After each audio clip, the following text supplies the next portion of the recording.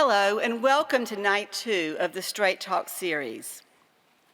As she said, I am the director of the Osher Lifelong Learning Institute here at Furman, and our program offers courses, one-day sessions, travel, social opportunities, and much more to adults 55 and older in the Greenville area. These activities enrich life in retirement while helping mitigate the negative health impacts of social isolation. We have a small staff and so rely on volunteers to fill many roles, including creating our programming. About 13 years ago, one of our members brought the idea of a lecture series looking at critical issues. Naturally, we went to the Riley Institute for help developing this idea, and the Straight Talk series was born. It's a beneficial partnership, and I'm pleased we are able to offer this series each year to OLLI members, Furman students, faculty, and staff, and the Greenville community. Every year since 2011, we've gathered to discuss issues facing our community, our state, and our nation. This year's theme, Politics in the Divided States of America, is one that I think speaks to all of us, and I hope you will leave here with a new perspective and new information. I recognize that discussions about the influences and impacts of polarization can be difficult.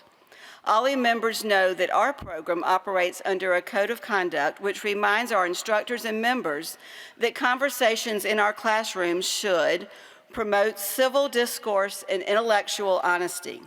It goes on to say that passionate dialogue is encouraged as long as opposing viewpoints are respected and the dignity of others is maintained. While topics surrounding politics and especially political polarization can be challenging, I encourage you to listen with an open mind, recognizing the value of reflecting on the origins of our individual and collective values, beliefs, and attitudes, and how they influence our thoughts and actions. Straight Talk and all activities of the Riley Institute and OLLI are nonpartisan and are intended to elevate knowledge, facts, and solutions that broaden our perspectives about issues critical to our progress. I'm sure you'll have questions for our speakers, so please use the QR code that you will see on the screen or on your program to submit questions. Students from the Riley Institute Advanced team will share a few audience questions with our speakers near the end of tonight's program. Thanks again for joining us. And now I'd like to welcome our moderator, Dr. Danielle Vinson of Furman's Department of Politics and International Affairs, and she will introduce tonight's topic and speakers.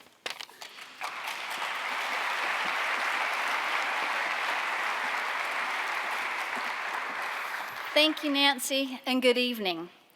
Last week, we explored immigration as a case study of the growing political polarization in the United States. We saw how issue framing and partisan rhetoric of media and political elites stir emotions and contribute to ongoing polarization, and how that makes it difficult to solve our issues. This week, our focus shifts to how we, the people, are often willing participants in our division and efforts to turn everything into a culture war. To help us sort this out, we will hear from one of my favorite political communication scholars, Dr. Dannagal Young. She will help us understand how political leaders and media organizations capitalize on our social and cultural identities to separate, enrage, and ultimately mobilize us. After her keynote remarks, Editor-in-Chief of the Atlanta Journal-Constitution, Leroy Chapman, will join in conversation with Dr. Young, reflecting on key influences shaping America's growing culture wars and how they increase our susceptibility to and even demand for misinformation and distortion of the truth, especially through the media landscape and news consumption.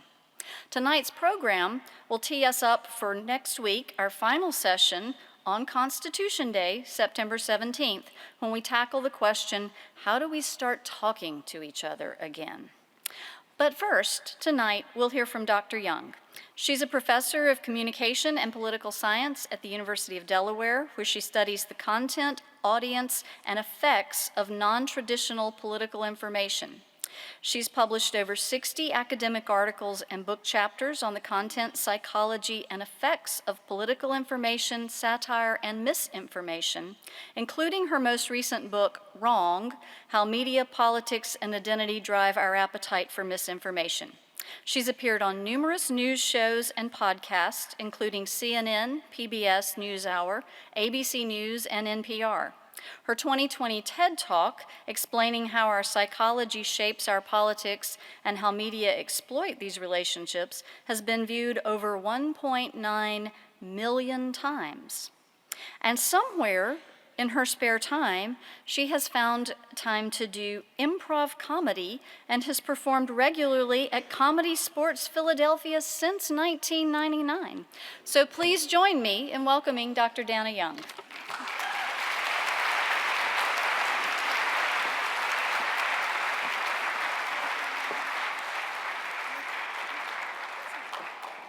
Thank you so much. Thank you so much, Dr. Vinson. Thank you so much to the Riley Institute for having me. Thank you also to Mr. Chapman. We've been in meetings sort of getting this event coordinated. Thank you to Julie Meredith, Kendall Gallagher King, and especially to the Furman students who I've had the pleasure of meeting and having meals with and talking with yesterday and today. This is my first time to the university and also the first time that I've been to Greenville, South Carolina. And it is like a hidden gem of beauty. So I will also let you know, yeah, truly. Give yourself a round of applause. I have been telling all of my friends and family on the text thread, this place is amazing. How have we not heard of this place? Like that there was a highway that was torn down and turned into a park, and it's amazing. It's great. So tonight I'm going to give you, I have at this point probably 9 minutes to give you a bit of a teaser on my 280-page book. So I've done the math, and I'm not going to do that. So what I'm going to say first is I'm going to ask a question, and that is I'm going to ask for you to please raise your hand if you think that your main motivation as you try to make sense of the world around you is to probably be accurate in what it is that you observe.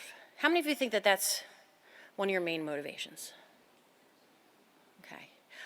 It's not. I'm sorry. It's actually, you're wrong. That's the title of my book, is wrong. You're actually not. Now, that's not to say that you are never motivated to be accurate. Sometimes you might be. However, that's probably an outlier. Unfortunately, it's not something that is probably motivating you all the time. Instead, we are motivated as we make sense of our world by three more fundamental needs that are tied more to our survival. And those are the needs for comprehension, control, and community. Now, we are motivated to feel as though we comprehend the world. Notice I did not say we are motivated to accurately comprehend the world. We're motivated to feel like we get it. It's enough that we feel like we get it, okay? We're also motivated to feel as though we have control or agency. Notice I did not say we're motivated to have control and agency, right? These are all about perceptions. We're also motivated to feel like we are part of a community, that we are part of a social group, like a team that has our back, okay? Now that last one, the need for community, actually informs all three of them: community, control, and comprehension. Because we're actually motivated to comprehend or understand the world the way that our team does, right? We're motivated to have control or agency over our world in ways that are good for our team. That's how we have control and agency. And we're motivated to experience community and enact community and perform community the same way that members of our community do. Okay, so those are really the guiding motivations that shape us. What's at the heart of this is the concept of social identity. That's that community piece, right? Social identity is how we think of ourselves as a member of a social group. Now, we all have many different social identities. We may have infinite social identities. I think of myself, depending upon the day, as maybe a PTA mom, a university faculty member, a Delaware Blue Hen, go Blue Hens, a Philadelphian, or a New Hampshireite, because I grew up in the Granite State of New Hampshire. Now, what is going to enact one of these social identities, which you kind of wear as hats, right? Because you can change them, it's what's going on around us. So they're very malleable. However, the most efficient way to activate someone's social identity is to threaten it. But remember, we're not just threatening an individual, we're threatening their social identity. And the way that is done is through the activation of outgroup threat. Outgroup threat heightens our awareness of and our allegiance to our team, and makes us more likely to want to understand the world like our team does, control it in ways that are good for our team, and enact community with our team. Now, US politics over the last 50 years have cultivated and developed two very salient political identities. I probably do not need to tell you this, right? Those political identities that political scientist Lily Mason dubs our mega identities are Democrat and Republican. Now that has happened for several reasons. One is that elites in Congress have moved farther apart from one another, okay? Now, there isn't as much evidence that regular citizens have moved apart in their issue positions, but they have moved farther apart in terms of how they evaluate members of the other team or the other side. In addition, regular citizens have sorted themselves into the parties along the lines of what are more primal dimensions of social identity. When I say primal dimensions, I mean race, ethnicity, religion, geography, and culture. Back in the 70s and 80s, both political parties, Democrats and Republicans, had a pretty healthy mix across those different kinds of characteristics: race, ethnicity, religion, geography, and culture. But over the last, especially 4 decades, people have sorted themselves into the parties, so we have a Republican and a Democratic Party that not only hold different issue positions, but are home to different kinds of people. That is problematic for a whole host of reasons.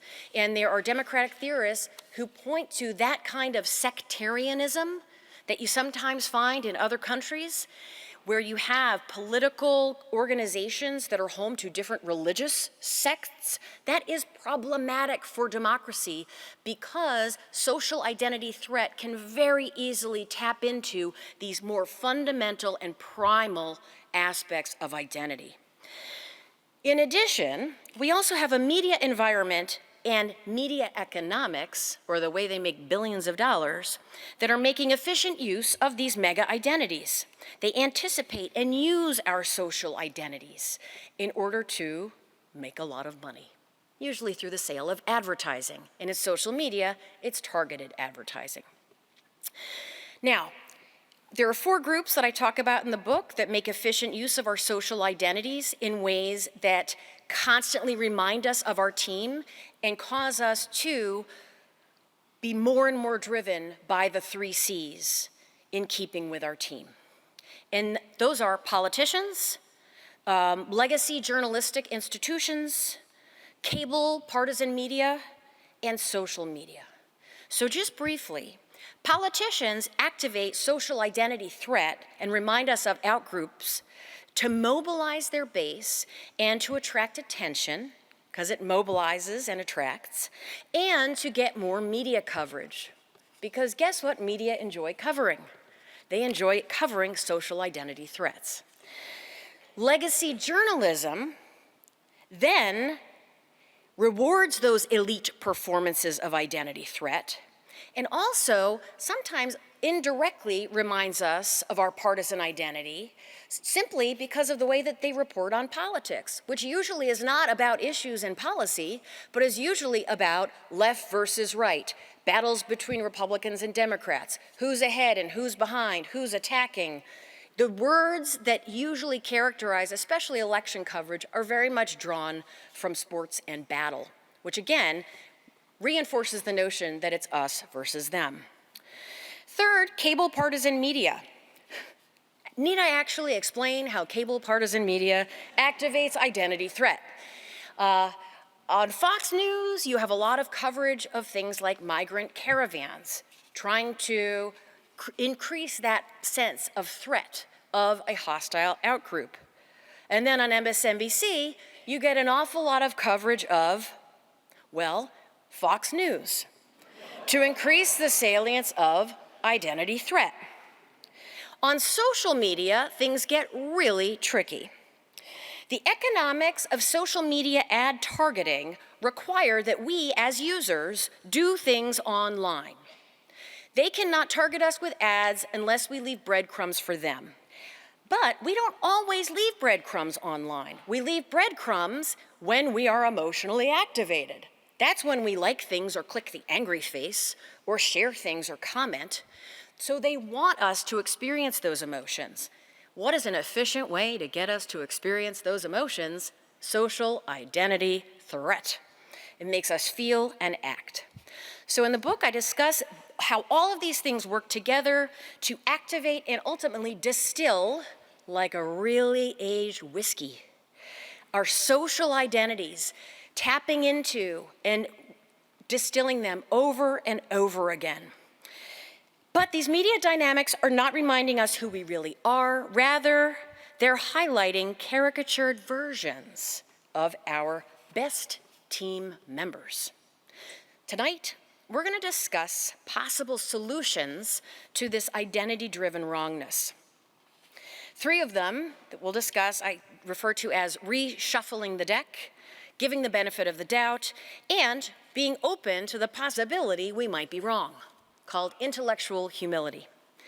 Now, I may be one of the few hopeful political scientists you may ever meet, but I am proud to say that I know that there are paths forward for American democracy.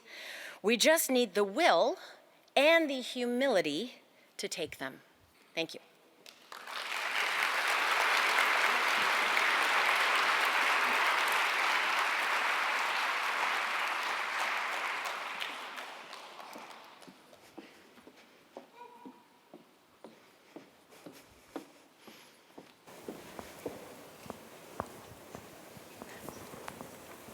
Thank you, Dana.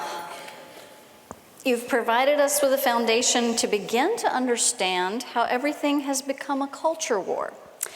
And I want to remind our audience that you can submit questions using the QR code. We'll get to your questions in a little while. Before we begin our conversation, though, I want to introduce everyone to Mr. Leroy Chapman, a longtime leader in journalism who originally hails from Greenville, South Carolina. Also want to welcome his mother and family.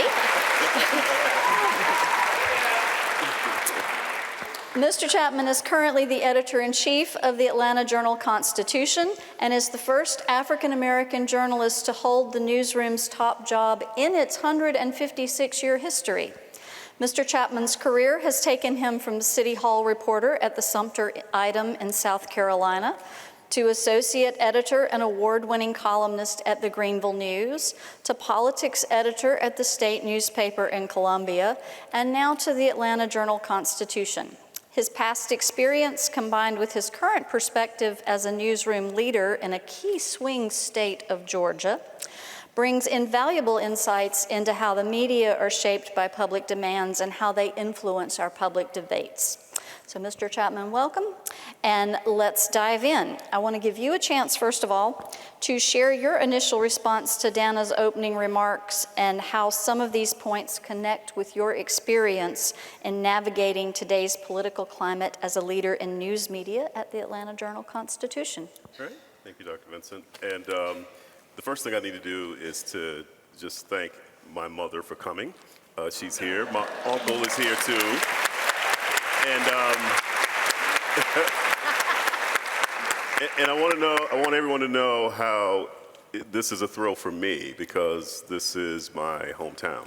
And I remember coming to this place as a kid in Greenville's public schools, coming here probably middle school, definitely middle school. First time here, and this place just looked huge, and it was majestic to me. And so to now sit here on the stage to talk to these folks is a thrill for me, so thank you for having me. All right, now to what we're talking about. Yes, not only is Georgia a swing state, I would argue that it is the swingiest of swing states. It is a tight race, but I think, you know, what Dr. Young sort of gave, I think, a term now that we could use about social identity threat, I think aptly describes the issues that are happening now with our politics that really keep us divided. Because on the one hand, you've had this reordering of politics where it's really not issues, it is the threat. And so what you've got is this storm where, you know, we're not really talking issues anymore. I mean, I was a journalist in this town when we were electing 2 U.S. senators, one a Republican, one a Democrat, same electorate, right? And these politicians basically were getting elected based on what they could do for South Carolina and how they advocated for the state in Washington, D.C. Now, the decision as you go into the voting booth is really, is he one of us or no? So we're not even giving each other the, number one, just the recognition of shared identity and citizenship. It's split identity, and it's the idea of America on one side means this, and the idea of America on one side means this. And so we're seeing that in our politics, which is why there are spaces where you can't compromise. And that is DC, and it's infecting, of course, our national government. Now, I know we're going to talk about some things that are hopeful. At the state and local levels, it's not as much. And I think that America's future in terms of policy, we're going to see innovation and we're going to see things there as we win our future. It's going to be state, it's going to be local, because this thing that's happening nationally is pretty intractable.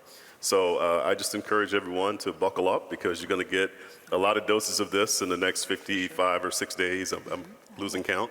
I'm going to go ahead and give up sleep, so I'm going to forego that. But I know that we're going to wake up after Election Day, and it's going to tell us a lot about kind of where we are and who we are. Because the one thing I think that those of us who expected the peaceful transfer of power, so to speak, will see a lot of reaction that's going to happen, and it is our hope that that reaction is in keeping with our tradition and does not devolve into anything worse. Before we get too hopeful, Dana, in your book, you explain how our political identity and need for stability, these manifested in our need for comprehension and community and control, those leave us more vulnerable to disinformation and misinformation. First, can you clarify for us what we mean by dis and misinformation? Sure. So first, let me just say the first half of the book, I actually discuss how a lot of our misperceptions or beliefs in things that are empirically false, a lot of times they come from us. We all believe a lot of things that are untrue. So you can hold misperceptions without ever having encountered misinformation or disinformation, just because we come to conclusions that are wrong. We do it all the time. I spend the first chapter of the book talking about really dumb things that I believed, including that if I laid out to tan on top of my picnic table, I would get tan faster because I'd be closer to the sun. So we all believe things that are untrue, but mis and disinformation are those pieces of information that are empirically false. So the way that they're different, though, is misinformation is false information that just happens to be false, but the message sender or the creator of that information probably didn't know that it was wrong. Okay? Disinformation, on the other hand, is the deliberate spread of lies. That is, so when we talk about disinformation, we're often talking about like propaganda, we're often talking about Russia, we're talking about, Kremlin approved, these troll farms, spreading deliberate disinformation. When Aunt Sally posts something or shares something with you, it's always an aunt. When Aunt Sally shares something with you that is clearly false, It's Aunt Sally. Unless she is a Russian troll, she probably is not spreading disinformation. It's probably misinformation. Okay, and following up on that, how does our increasing political polarization that's wrapped up in our social identities feed our appetite or our need for that mis and disinformation?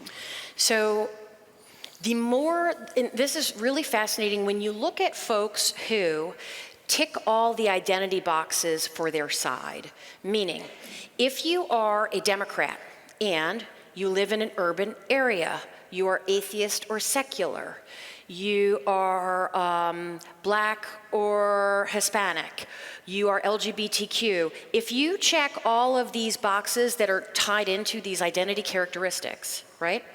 Your identity as a Democrat or on the left is going to be very, very salient, meaning it's very pronounced in your mind, and it's going to increasingly shape those needs for the 3 C's.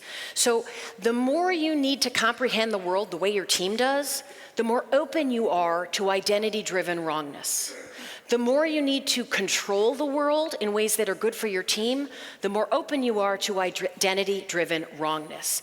So we saw this actually a lot after the assassination attempt on President Trump. There were a lot of people on the left who, because their identity as a Democrat is so salient, they're trying to make sense of this very chaotic event in keeping with their team. And so where does that bring them?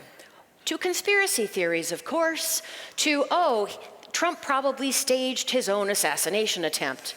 He did not. I don't know how much faith you would need to have in a sharpshooter to pay them off, right? That just doesn't make sense, folks. And then you had, for people whose identity as a Republican or conservative is really salient, there were conspiracy theories on that side too. Oh, yeah. That the Biden administration had tried to take him out, okay? So these are the ways in which, even without explicit exposure to mis or disinformation, those social identities are going to drive our sense-making in ways that are going to bring us to falsehoods. Okay. Leroy, I want to ask you, in this political climate where conspiracy theories like this, alternative facts, mis and disinformation have become norms, what's the impact on journalism? How have expectations and pressures shifted for journalists, and how do you navigate that? Well, we can't correct it or report it faster than they can make it up.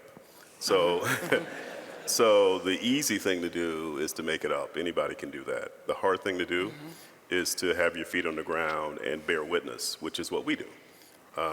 We, unfortunately, for example, just this week, we've been spending the past few days in Barrow County where there was a school shooting. So our worst fears came to life. We had 20 reporters out there day one, and they worked tirelessly for days on this. If you looked at social media, there were conclusions that an investigation would have to come to that was offered as truth about what happened. Well, in that environment, against that backdrop of fear, what do we do? I mean, where do people come for information? Because not only is it that, it's exactly also just like the Trump assassination attempt. It got political really fast, and there was disinformation out there that was intended to paint the shooter in a certain light because they felt a certain way about guns. There was disinformation out there because they wanted to paint the shooter in a certain light because they felt very anti-gun.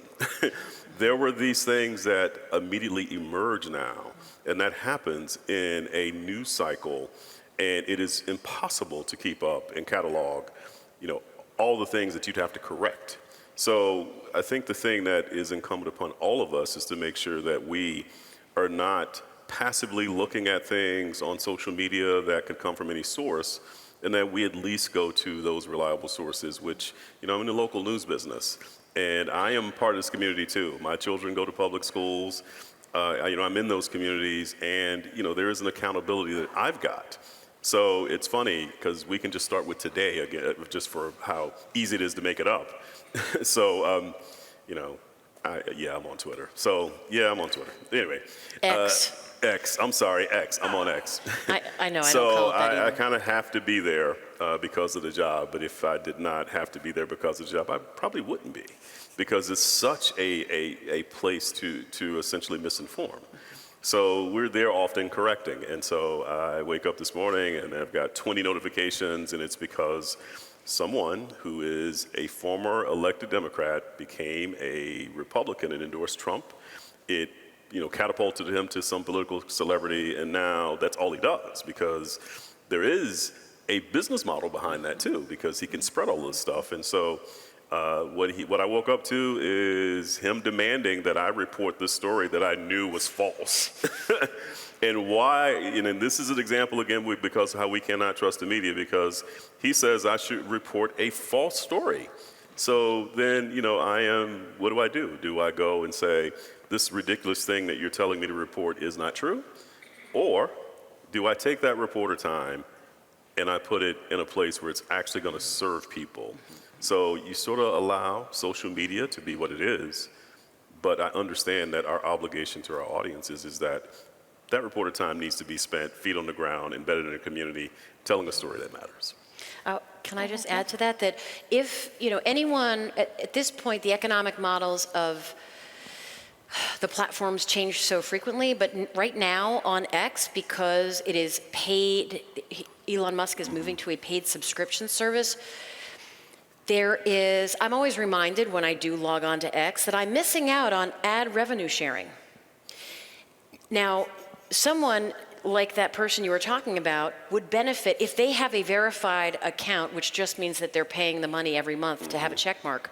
They would benefit disproportionately by having you write a story about them, which would then increase their mentions, would then increase their traffic, which would then increase. So now there's this other weird, insidious profitability incentive to cover me. Right? Yes, so, the outrageousness has a profit behind it. Newspapers don't. I mean, our model is that we are a subscription business.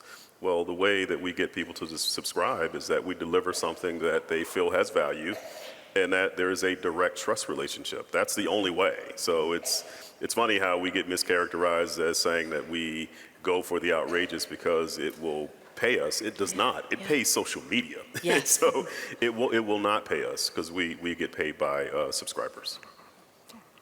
Thank you. Dana, your book describes how our polarized political identities become reinforced through political news, pulling us further into these contentious culture wars over issues. Can you explain that process a little more? Sure. So, because of this, let me just talk about whiskey for a second. So I actually don't know how to make whiskey. I had to learn about it in order to write this analogy, but it works really, really well.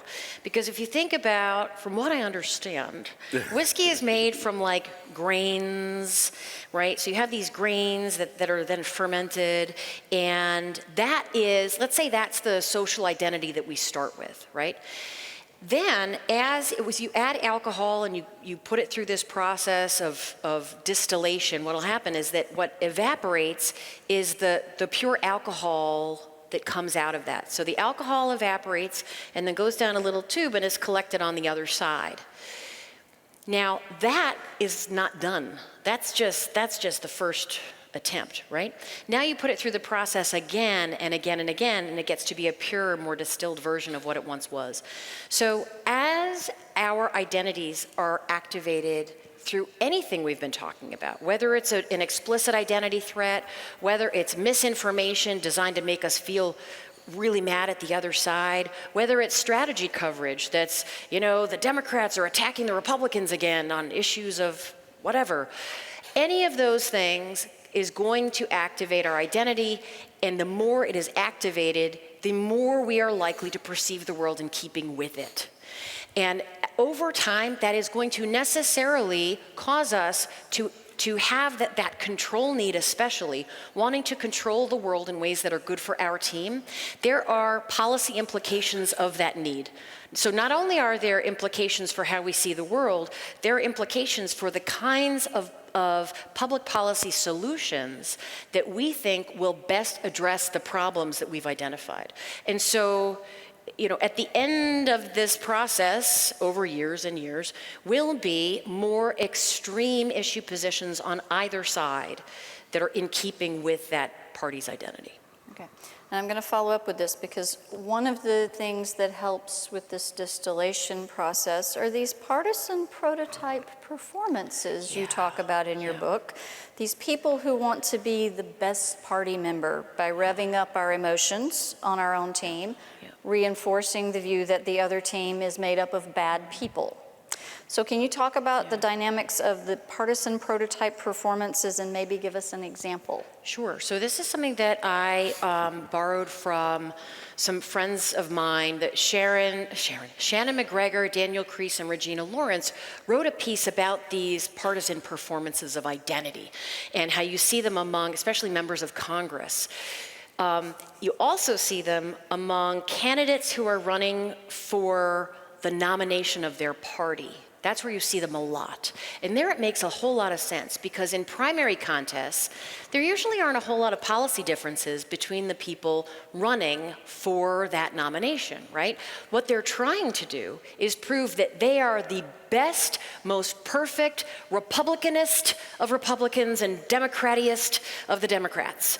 And it gets worse because the people who participate in the primaries on the side of citizens and voters tend to be the most partisan among us, right? So people who are more moderate or independent, they're not showing up. They probably in some states aren't allowed to vote in the primaries. So you have folks showing up for the primaries who are looking to vote for the best exemplar of their team. And those are people who are making this case, right? Just based on how they carry themselves, how they market themselves. I was trying to think of a recent example, and one person who's quite good at this, and I talk about a lot, is Marjorie Taylor Greene. Now, I think that it's a lot funnier for me to talk about back at home because here we're kind of close-ish to Georgia, so it makes sense that y'all know who she is. But like up in like Philadelphia and Jersey and Delaware, there is no reason why normal people should know that name. No offense to Marjorie Taylor Greene, but she's a congressperson from a rural county in Georgia. But she plays the partisan prototype very well, and she does these performances very well. And her latest was she had this sort of hearing about the folks who had been arrested for rioting at the Capitol on January 6th, who now she's calling, political prisoners for the time they spent in jail. And those moments of she's putting a flag in the sand of what it means to be a real Republican. That if you're a real Republican, if you are a real good Republican, you should say that the people who were at the Capitol on January 6th were wrongly prosecuted and that they were held as political prisoners, right? That is what she's doing. She's sort of setting the bar. Here it is. This is what it means. I think it's fascinating. You can especially see it in open congressional hearings during the Supreme Court nomination hearings for Justice Jackson. There was a whole lot of partisan performing going on, a lot of prototype performances, like, look at me, I am the most Democrat of the Democrats. And Ted Cruz had a wonderful blown up picture of the anti-racist baby book and asked Justice Jackson, do you believe that babies are racist? Those moments are saying, I am the exemplar. I am the prototype. Can you be more Republican than me? Yeah. By the way, to our political geeks in the room, if you would like to see a whole collection of these sort of partisan performative members, may I recommend to you the House Oversight Committee. Pretty much any gathering of them. The whole committee. A student of mine emailed me in May and said, I have found my reality summer TV watching. It is the House Oversight Committee. These people are out of central casting. They are Democrats and Republicans, and they want you to know this in their questions and responses. So C-SPAN, great viewing. Mr. Chapman, as Dana has already noted, you've got some experience in Georgia with at least one of these folks. The public certainly has an appetite for coverage of these dramatic, sometimes aggressive performances of partisan identity and the culture battles that they invoke. How do you deal with this in mainstream media? You're not a partisan organization. How do you cover these issues? How do you cover these kinds of members? How do you make these decisions? Yeah, so we cover the impact. I mean, it does not serve us to really cover what is on social media necessarily. So she mentioned Marjorie Taylor Greene, and she's ours. And listen,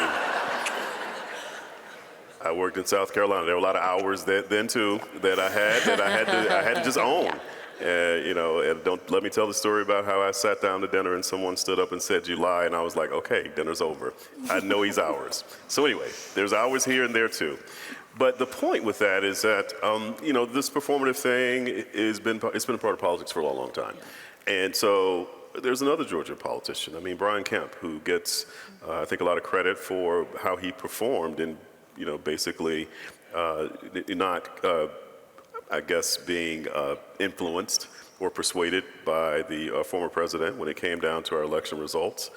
And he stood by the rule of law. Well, he became governor, though, by he cut an ad with a shotgun where he said, "I will go down to the border myself and round up those illegals." That's what Dr. Young's speaking to, right? I mean, I'm going to be the most Republican of Republicans. And that ad probably helped him go from third to first, and is one of the reasons that he's governor. Now, he's governor today, and he operates with a pragmatism. He's a conservative, but there's a pragmatism, and certainly he honors the rule of law in a way that the standard bearer for the Republican Party nationally, which is, of course, former President Trump, wishes that he wouldn't. And so I just say that just to say that, our system is vulnerable to folks who don't operate in good faith. So our traditions around politics and our laws, and I think her book says it, are one thing, but it is the tradition and the norms that really keep this thing together and not necessarily the law. So think about this for a second. I mean, if there had been other people in Brad Raffensperger, the Secretary of State's seat, and we had a different governor who might have been Republicans who would have been compliant with the wishes of the former president, what would that mean for our country? I mean, so we are really vulnerable to folks who are in positions of authority operating in good faith or not. And so just one more thing too about what this performance means. And it is a dark day in our history when one of those politicians, at the time sitting president, is standing in a national mall and giving a performance. And what wound up happening hours later was what happened at the Capitol. That tough talk turned into action. That action meant that I had a reporter who was in the Capitol at the time. I lost contact with her for hours, and I was watching the feed as windows were being smashed and people were breaching parts of the Capitol, and internal cameras show people running through the hallways looking for people. And I didn't know whether or not my reporter was okay or not, or would be subject to something, and I did not want to have to, tell her mother that we lost her, she was hurt. So we cover the impact of that. The impact, unfortunately, was January 6th. And then I think, too, when we're looking at what that means and how the parties themselves are positioning themselves and what they're activating, because there is a line, right? Because you can activate a part of your party, left or right, where it can turn into political violence. And that's the thing that is all Americans, and especially me as a newspaper editor, that's the thing that will keep me up at night, especially leading into a contentious election. So how we cover it, we cover the impacts, we acknowledge things that we should acknowledge about where this sort of discourse can take us. And we all have to have an understanding that if we stand by it, it can activate things that we will, regret, and will change who we are as a nation. Dana, we often talk about balance in media coverage, and in your book, you talk about the issues of, quote, dueling realities. You use coverage of January 6 as an example, and you explain that many news stories depicted, quote, Democrats and Republicans operating with two understandings of reality. And you said that coverage failed to acknowledge that one of those realities was false.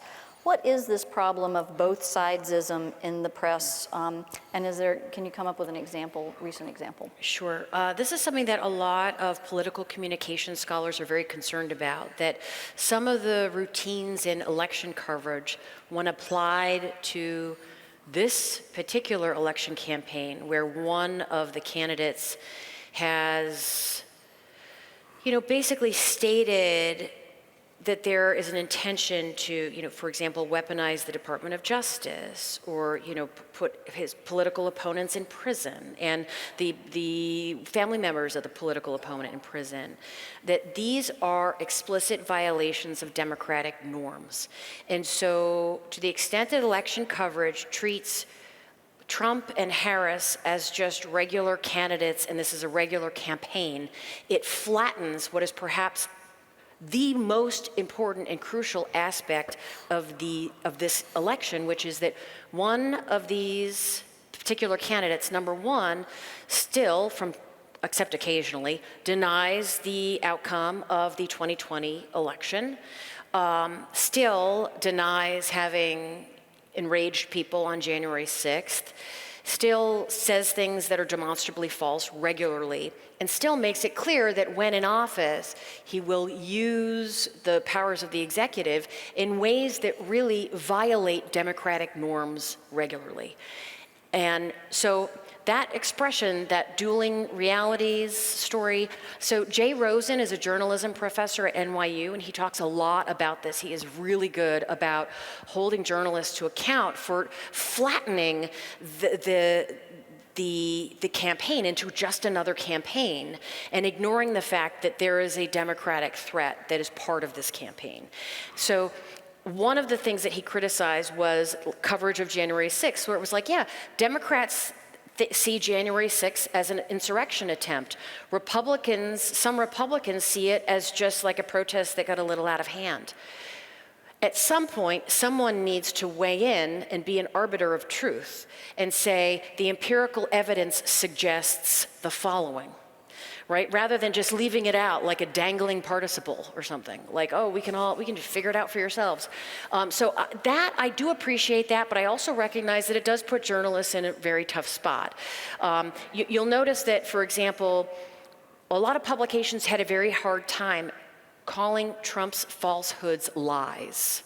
Did you notice this? There was a lot of Trump issues a falsehood. Trump says something that's false, as opposed to saying Trump lied. Well, that's because the term lied implies intent, and we don't know what's going on in here. We don't know if he thinks it's true.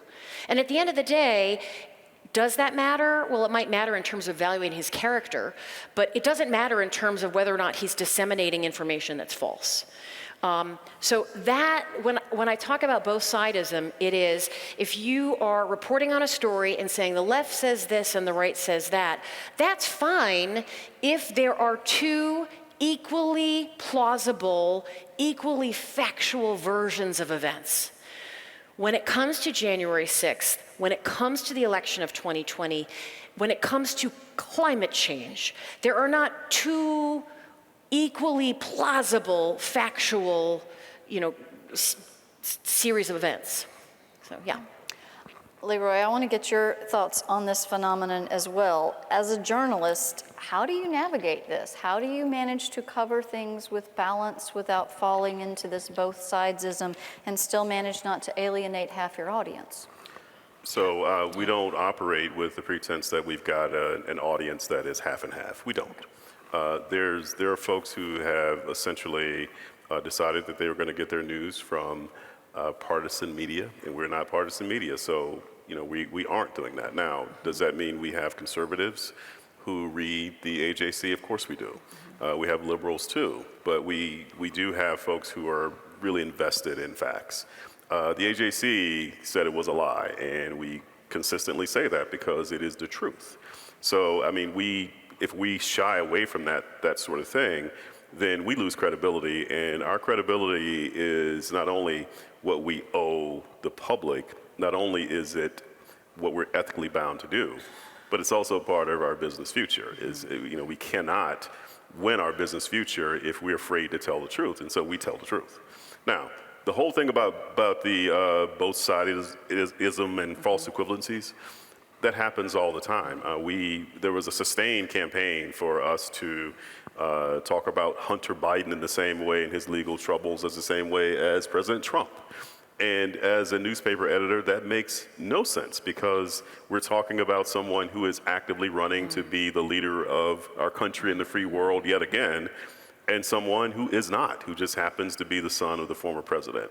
So the idea that there should be equal coverage for those two things really does not arm people with what they really need to know. So we have to make those decisions, right? Turning on the other side, we did talk about President Biden and some of his physical and cognitive, perhaps, decline. That was a story. It was a difficult story. And so that debate was in Atlanta, and we saw it. And I got to say, I probably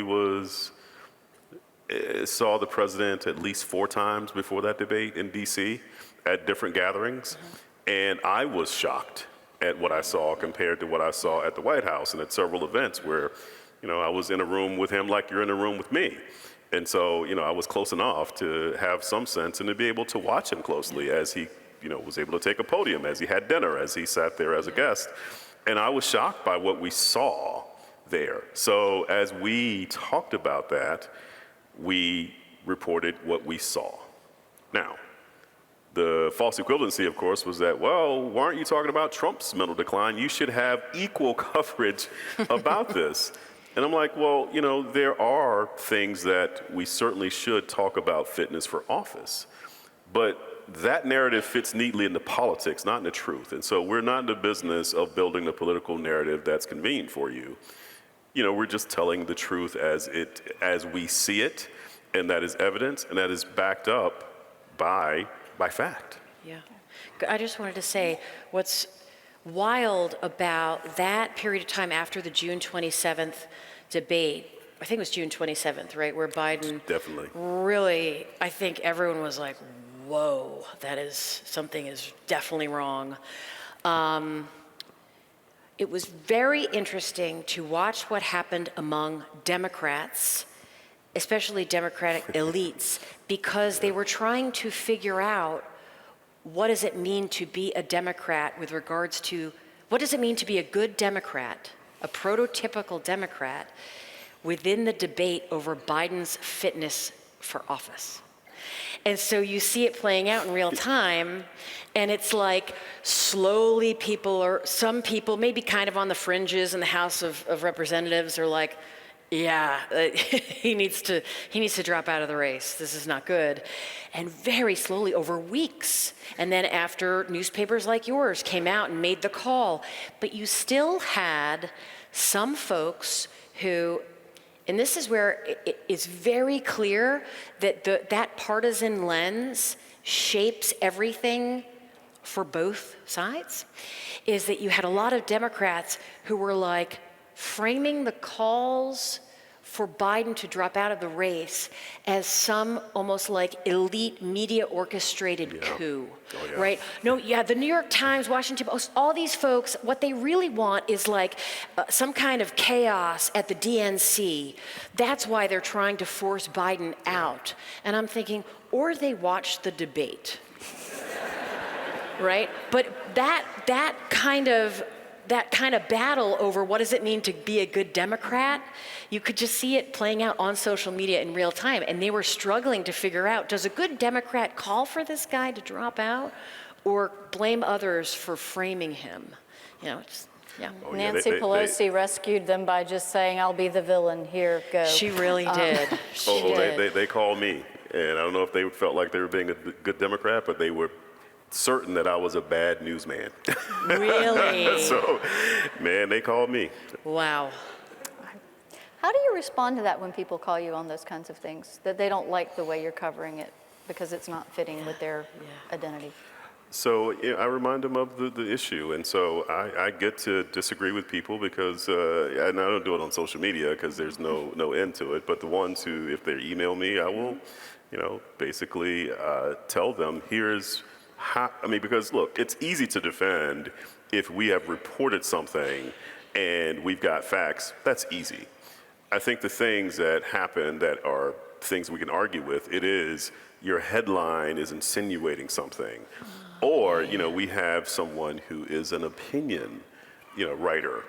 So we do have that. We have columnists, and they have their own point of view. And they'll take that point of view to mean that it is my point of view as the editor of the newspaper.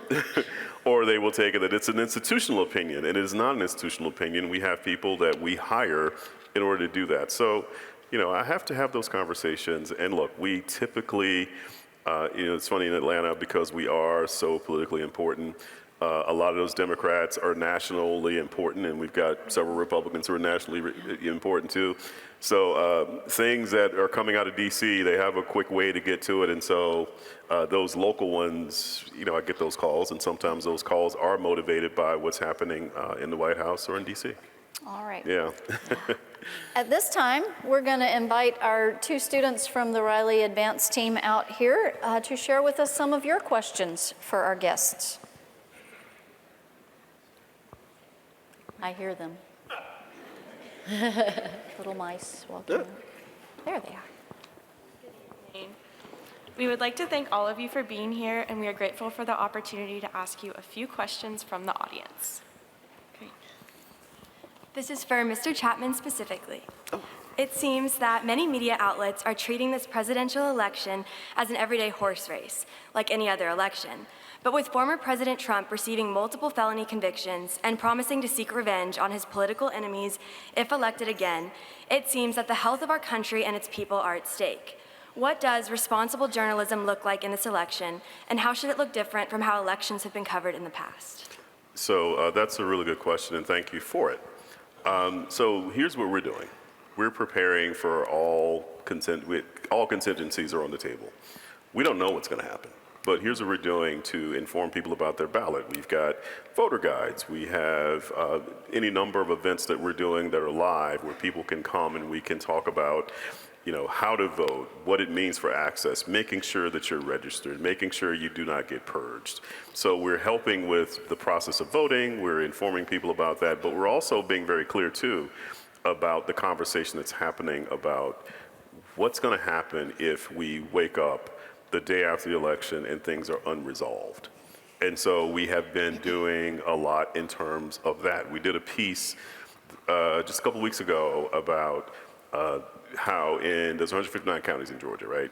So we need every county, all 159, to certify before the state can certify the election. So what that means, there are 159 people, mostly all appointees in these counties, who will hold some sway on whether or not we have an orderly process or if it's chaotic. So we went and looked at all 159 counties, and we profiled who is in charge now because we've had turnover. After 2020, it changed everything. So the profile of who is volunteering or being appointed to service matters because what they could do to our election nationally, it could be one of those 159, right? So we went and we looked and we saw exactly how many already are refusing to certify, and we have to process around them. And there have been 13 instances already in Georgia between 2020 and now where that has happened. And it's been a couple of Democrats, it's been several Republicans, and some of them have been animated by the former president, who has consistently, as you've said that the election in Georgia was, as he puts it all the time, rigged. So I think under those terms, we're not treating it as just a normal election. I think that the idea that it's just a horse race does not account for the fact that there has been a lot of reporting that we have invested in Georgia about what could happen. So we are being prepared for it. And again, I'm giving up sleep and all that, but we're also locking arms with other media. We're doing things that we've probably not done in other election cycles. So we are locking arms with other media so we can dispatch. I've been having a conversation too with our general counsel, because we are also enlisting media attorneys, so we can be anywhere we need to be and we can dispatch, because we want to make sure that we've got access. So that means that any of those boards, we're going to make sure that they adhere by Georgia open records law, for example, that they're not going to meet in secret, that we're going to be there to understand exactly what is happening. So there is going to be a story to tell. Yeah. But the idea that I think that we're treating this as any other election, no. After what happened in 2020, we've had to reframe and rethink how we do it. So I'm doing things I've never had to do. And I've been covering politics since at least the 2000 election. Great, thank you so much. Sure. The next question is, how do you perceive the growing sentiment among Americans who, amidst the current climate of political polarization, would prefer not to vote rather than support either party? Oh gosh, do I have to take this one? So, it's anyone's right to not vote. When I have undergraduates who talk to me about this provocative option, I make it very clear how I feel about it. Because people died for your right to vote. I mean, I feel like it's a really luxurious place to be if you are considering sitting out. And so the notion that you feel like sitting out from an election is even a possibility suggests to me that you're in a pretty cushy spot, because you must not feel like there's much at stake. So when I talk to undergraduates about it, and I talk about it in those terms, in terms of like, fine, maybe you're in a cushy spot. What about folks who are perhaps more vulnerable than you? What would they say about you invoking your right to stay home on election day? And what about folks who have fought and died for your right to vote? What would they say about you saying, I don't like either party? Well, the other thing that really makes me a little bananas is when folks are like, well, they're all the same, which is like, never have we been able to more confidently say that these are two candidates that represent two fundamentally different orientations to policy and governance. So if you're like, well, they're all corrupt, or that whole, that's shorthand for I'm too lazy to figure stuff out. So that's kind of where I sit on that. Thanks. Yeah. Look at that. Look at that. Well, now I fully expect that to a person, you will all vote on Election Day. And I have seen the data, and some of you in here are probably not going to. But now I hope you've been guilted into it. It might rain. Thank you so much. This question's for both of you. How can legacy media regain the confidence of many younger voters that have given up on partisan coverage? What was the last part? That of what? Younger voters that have given up on partisan coverage. Okay. Oh, I am hoping you give up on partisan coverage. I mean, our future is dependent upon it. But, just let you know the conversation I just had with one of my managing editors. I've got a managing editor who's over, most of our news gathering, and especially including politics. One of the things he talked about doing next year after the election is that we should designate some reporters who are very much issue-oriented, and all they do are the 5 or 6 issues that younger voters care about. So what we're trying to do is that, beyond the politics, right, we know that, again, we've got state level, local level is where problems are really going to get solved. So as you think about jobs and technology and housing and all of those things, that if we can dig into the problems and if we can dig into the solutions and draw the lines of accountability, that's I think where we become most valuable. I mean, we are a service, right? And we've got customers that we want. Well, if we can help you solve that, then we think that that is our pathway to get you to engage and then subscribe. So that's a great question, because I just had a good conversation about how we should spend our 25 after we get to the election. And I guess depending on the outcome, I think we'll still be able to do that as a free press, but we'll see. Oh, come on, it was just a joke. Come on. Who groaned? Who groaned? I was going to Show say your too face if you soon, groaned. I'm but kidding. too soon, too close. Oh, do I? Okay. You want to jump in on that? No, you can go. Okay, I just will add one thing to that. I think a lot of times for young people, the focus is on national media. And as Leroy's pointing out here, there are still some local newspapers out there, folks. And even if you're in a city that doesn't have a major local newspaper, we're increasingly seeing not-for-profit online newspapers through State's News Service. We now have the South Carolina Daily Gazette here in South Carolina. Highly recommend it. They're a team of hardworking reporters. It is nonpartisan. They are simply trying to get you information that's important to you about your state. And that may be one place where if young people will gravitate towards some of that, you can find very trustworthy information and that's relevant to you. So I encourage that. Give us one last question from the audience, please. Are you worried about the future of the institution of news media? And how do you think we can get people to go against mis- and disinformation in social media? Yes, I am worried. So I think, I forget, I've talked to so many fun groups here over the last 24 hours, I forget who I was speaking with about this, but the United States is a very strange place for a bunch of reasons. It's wonderful, best country in the world, very strange. One of the reasons it's very strange is our media structure, our media ownership. When you look at the ownership structure of media in other countries, especially across Western Europe, they have a whole lot of publicly supported media institutions. In the United States, we have PBS, which is barely supported by taxpayer dollars. We do not have a robust public media infrastructure.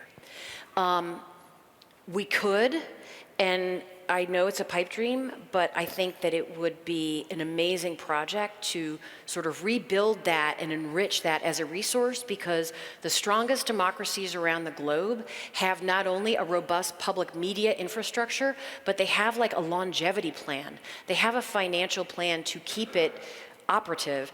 And when you look at where people get their news in other countries, it's not like here, where you have a far right-wing media outlet that gets a whole giant audience on the right, and you have a bunch of other media outlets that have audiences that lean slightly left. In other countries, you usually have one publicly funded media outlet, I'm talking about broadcast, by the way, that is pretty in the middle in terms of the ideology of its audience. And like in the UK, it's like BBC. And then you have some smaller programs that lean left and lean right that have smaller audiences. In the US, it's like opposite, it's upside down. So when I think about where I feel hope, I think about how a publicly supported media infrastructure would allow for the kind of reporting that you folks do all the time because you are subscriber-based. I think more subscriber-supported newspaper models and also broadcast models that have some public dollars behind them so they do not have to worry about advertiser revenue and audience share and clickbait and outrage stuff. Because when you look at when mis and disinformation become most appealing, it is in those places where outrage and identity coverage dominates. If people are being delivered information that relays the facts, that explores things in a less dramatic way, that social identity activation is going to be blunted, and that sort of appetite for identity-driven wrongness is going to decrease. I feel good about our future in terms of relevance, but I think that our business model is broken, and I think that local news does not have a pathway to recovery. Mm-hmm. So given what that means, it's this, is that when I got in this business in 1994, you had advertising that supported the business. So the way you got a newspaper out is that advertisers essentially supported newsrooms. You got subscribers that really supported kind of the distribution part of that. And you were able to make, pretty healthy profits because the advertising, in many places, there were no other vehicles for it. So if you want local advertising, you want to sell a car, you want to do anything, we had that. And that was a healthy way to create newsrooms where you had a lot of journalists who could cover your local communities. My first job was in Sumter, South Carolina, right? And so I covered City Hall. We had 10, 12 reporters, but for a city of that size, I don't think we were able to cover it. And so I had double duty. Sometimes I had to cover City Hall and then go cover football on Fridays. But, we worked, and that's how you became a journalist. Well, you fast forward to now. There's really no advertising vehicle because all the advertising has now gone to, the search engine. So it's all Google, or it's been gobbled up by Facebook. And so there has to be a legislative remedy to that because right now they're able to take our content and monetize it in ways and deprive us of being able to get advertising revenue. So the gentleman who held this seat before I did was on Capitol Hill talking about local news. So he represented local news for the nation as some other publishers of news appeal to Congress. And so we've not gotten that remedy, and it's only going to get worse because what generative AI is going to do is that it's going to gobble up search. Search is how we get audience. I mentioned, of course, that Georgia politics is very important. Well, through search, we know we get people from all over the country who come to us because they're interested in what's happening in Georgia. Generative AI is going to block a lot of that traffic to us, and it will take our reporting and to be able to spit it out, and we have no recourse. So there is a fairness issue about establishing a business model that is going to allow local journalism, because you really can't scale local, but locally is so vitally important. And so I'm in a pretty good position being in Atlanta because we can scale Georgia and we can scale the South. And so we have a pathway, but we are an outlier, an absolute outlier. So, I think at a certain point we need to have an in-depth conversation too about fixing that whereby we can actually fully benefit from what we produce. I would just say not only do local newspapers serve in some of these sort of informative roles at the level of state and local politics, but we know that places that have robust local independent newspapers also experience lower rates of political polarization because when you're paying attention to local and state politics, you're not paying attention to culture war, national issues. And I'll just say this is like perfect segue because I think just today I published a policy paper reviewing some of the case behind advancing a digital advertising tax on social media platforms like Facebook to go to supporting the sort of infusion of cash into a robust public media infrastructure and local newspapers in particular. And increasingly states are looking into this. And I do think that there's a viable pathway forwards in terms of policy and legislation to tax platforms like Facebook because we as users of Facebook, our data is what is fueling their targeted advertising. And so because of that, that is sort of the premise that we are doing labor on the site and they should be taxed for that. All right. Thank you both. I want to thank our audience for joining us this evening. And as I send you off to watch a debate that will no doubt hit all of your culture war triggers, I would like to give you a little bit of homework for the week. This week, try to have a conversation with someone who thinks differently from you, who is not necessarily in those same teams with you, with an eye toward understanding rather than persuading them. and then invite them to join you for our final session of Straight Talk next Tuesday, September 17th, same time, same place, where we're going to hear from former Congresswoman and Executive Fellow for the Bipartisan Center, Val Demings, and leaders from both the George W. Bush Institute and the Clinton Foundation to talk about how we may begin to move past our divisions and form a more perfect union. Dr. Young, Mr. Chapman, thank you both for sharing your expertise and experience. Thank you so much. That's great. You're good. I hope you all have a good evening. Thank you. Oh my goodness, it's a swag bag. Thank you. Thank you so much. You did a great job. That's lovely. Oh my goodness. Hey, nice. Oh, awesome. Nice. Very nice.